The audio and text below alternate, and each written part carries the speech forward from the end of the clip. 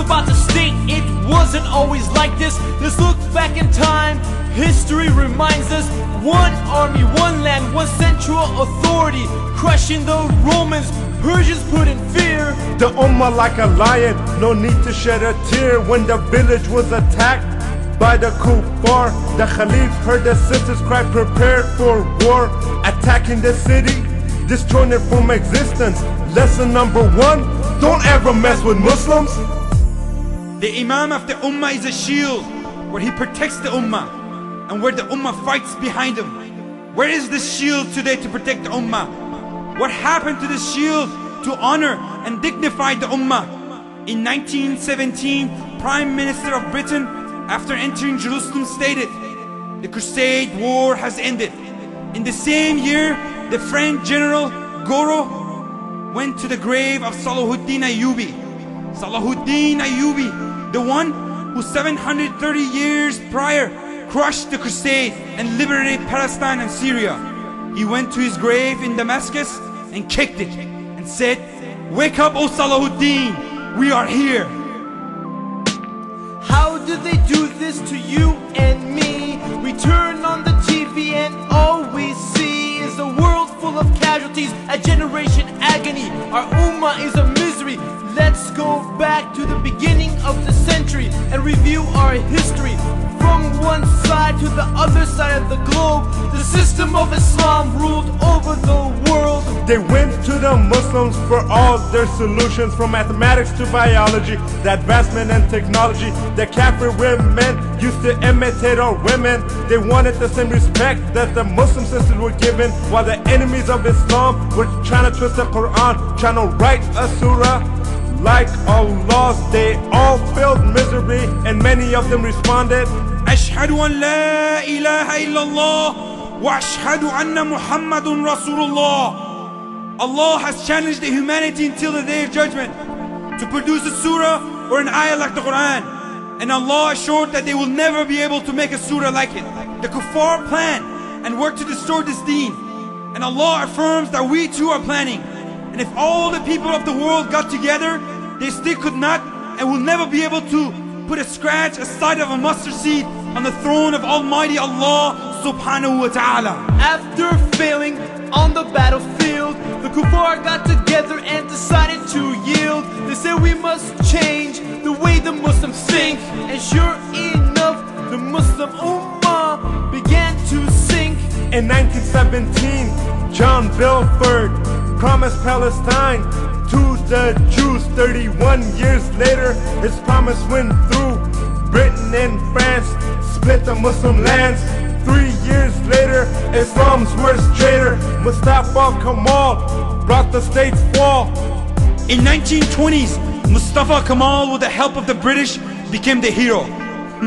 Well, this so-called hero cancelled the authority of the most powerful system for the human beings, the Khilafah. He abandoned all rulings of Allah. He did not stop there. He abandoned the Adhan in Arabic. He denied the Muslim sisters from obeying Allah subhanahu wa ta'ala by abandoning the hijab. All Islamic calendars and holidays were cancelled. Yes, brothers and sisters, he changed the Arabic alphabet to Latin. By doing so, he made sure the next generation will be lost and have no connection to their Islamic roots, as they cannot read or write all the Islamic culture that was recorded. This Islamic system, sent by the creator of Alameen, went from the application in life to be in the museum for the people to go and see in Turkey. In 1924, our state was demolished. 100 years of planning and their plans were accomplished. Kafirs broke our bondage, contaminated our knowledge. Better listen up, cause you won't learn this in college. Beginning of the end and the divisions began. Step by step, they divided our lands. In 1921, Saudi Arabia and Iran. Next year, Egypt, and in 32, Iraq. In 1945, Jordan, Indonesia, Lebanon and Syria. 2 years later, the division of India, the Muslims took a stand and demanded the ruling of Islam. So they gave them Pakistan, but it was only an illusion, a false resolution, far from a solution. In 1948, the Jews established their Israeli state. In 1901, the Kuffar went to Sultan Abdul Hamid II and offered to pay tremendous amount of money to the Islamic State for Palestine. Sultan Abdul Hamid II replied, I am not going to give 1 inch of Palestine to the Jews, as Palestine is not mine to give, but it belongs to the Ummah, and Ummah have shed blood to defend this land. But if one day the Islamic State falls apart, then you could have the Palestine for free. But as long as I'm alive, I would rather have my flesh be cut out than cut Palestine from the Muslim land.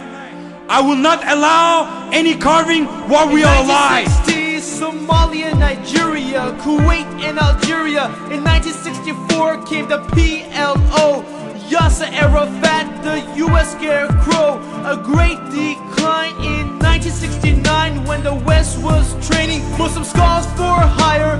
Jews were setting Al-Aqsa Mosque on fire. Let's recall 1970 for those who don't remember.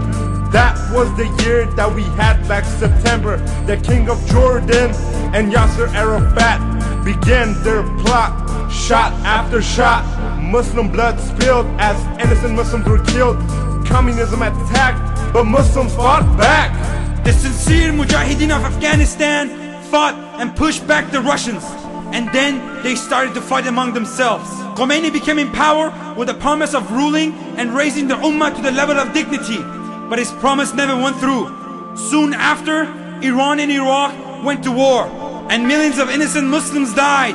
For 10 years, Muslims killed Muslims. Over what? What else?